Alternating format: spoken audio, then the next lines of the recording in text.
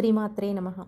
శరజ్యోత్స్నా శుద్ధాం శశియుతజటాజూటమకుటాం వరత్రా సత్రాణస్ఫటికఘుటికా పుస్తకకరాం సకృన్నత్వా నత్వా కథమివ సతాం సన్నిదదతే మధుక్షీరద్రాక్షా మధురిమధురీనా ఫణితయః.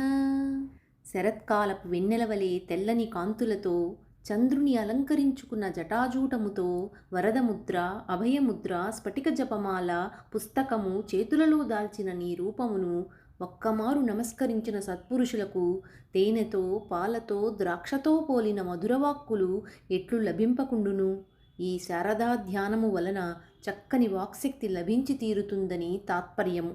ఇది సర్వశుక్ల సరస్వతీ స్వరూప ధ్యాన మహిమ.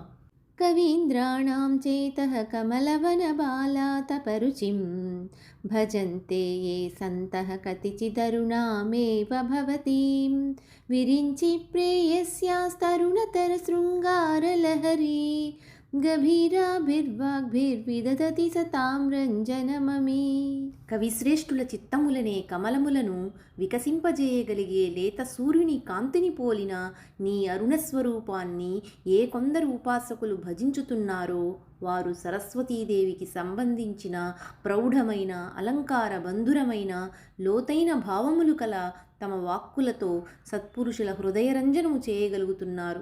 ఈ శ్లోకంలో అరుణస్వరూపిణి అయిన సరస్వతి ధ్యాన మహిమ ఉన్నది.